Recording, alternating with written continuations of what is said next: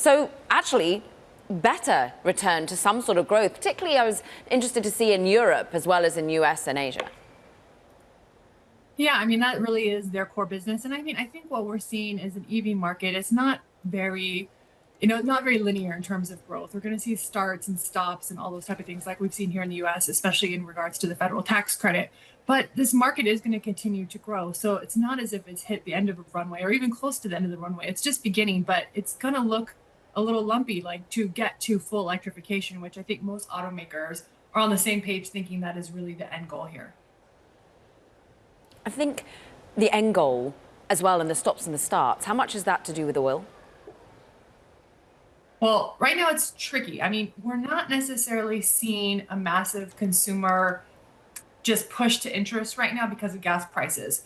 And it's interesting because in 2022, when Russia invaded Ukraine, we actually saw a much stronger traffic push towards EVs online than we're seeing right now. And I think a lot of that has to do with general affordability, because even though gas prices are high, especially markets where Tesla does very well, like California, it's not high enough to make people want to buy, a $40,000, $50,000 vehicle. So it's a bit of a different paradigm right now than we've seen in past gas price spikes in 2022 and even in 2008. So this is the difficulty in understanding, Jessica. This is what the CFO, Vaibhav said. Whilst the recent increase in gas prices has had a positive impact on the order rate, this improvement started before the uptrend in gas prices. And basically what he goes on to say is that Tesla credit themselves with having a broader offering and a more affordable offering. Try and wade through the data and see if you agree with Tesla's CFO.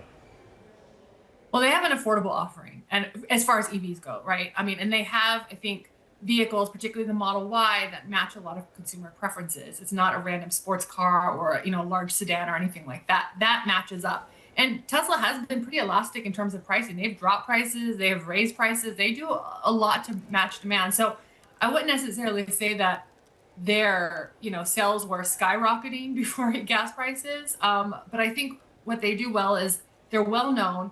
They saw an increase in share in California sales in the first quarter. It was a smaller pie, but they got a bigger part of it because I think people also know their brand too. So, I mean, they're synonymous with EVs. So people just looking for an EVs, they think of Tesla. So they have an advantage there. I was talking a minute ago about the big number, which was capital expenditures guide for the year. The small number for me was the FSD subscription take rate. So they ended last year with 1.1 million FSD subscribers, and it's gone up a little bit to 1.28 million. It's only available in the United States and some limited parts of Europe. But if you think about how many Teslas there are on the roads around the world, that does, to me, seem like the small number.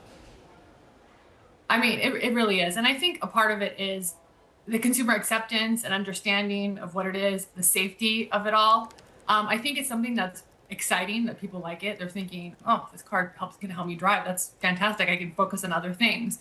But it really still is, it's largely unknown to, I'd say, the majority of consumers. And Tesla does have a lot of more mainstream consumers. They had some early adopters, but now they're getting mainstream folks that are maybe not as tech forward as, as we all think. Yeah, just how does Elon Musk tackle that? Because look, his huge pay package is actually linked to adoption of FSD, and in many ways he sort of apologized for the small number, as Ed tells us about.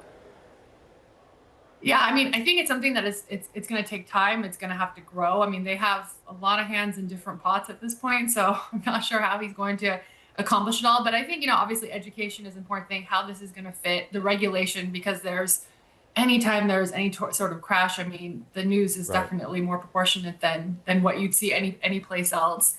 And I just think that you're going to have to work on the public acceptance of these type of technologies. I mean, people are very wary. We just heard about AI replacing jobs. It just all becomes a bit of not a scary black box, but something to that effect to a lot of consumers.